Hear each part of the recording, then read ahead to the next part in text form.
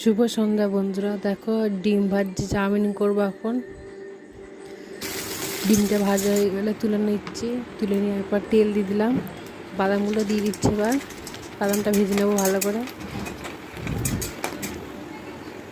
তো তুলে নিচ্ছি, তারপর পেঁয়াজ দিয়ে দিচ্ছি। দেখো পেঁয়াজটা ভাজা হয়ে গেলে তারপরে লঙ্কাগুলো দিয়ে দিচ্ছি, তারপরে চাউমিনগুলো দিয়ে দিচ্ছি। দেখো চাউমিনগুলো দেওয়ার পর ভালো করে নেড়ে নেবো।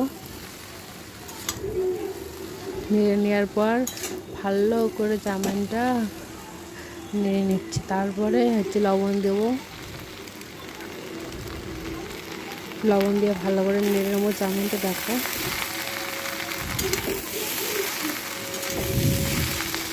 তারপরে ম্যাগি মশলা দিয়ে দিচ্ছি। এখন ম্যাগি মশলা দিয়ে ভালো করে চাউমিনটাকে ভালো করে নেড়ে নেবো। তারপরে ডিমগুলো দিয়ে দিচ্ছি, ডিমটা তারপরে বাদামটা দিয়ে ভালো করে নেড়ে নেবো। দেখো আমার চাউমিন করা কমপ্লিট। দেখো গাইস, আমার চাউমিন করা কমপ্লিট হয়ে গেছে। কেমন হয়েছে তোমরা জানাবে।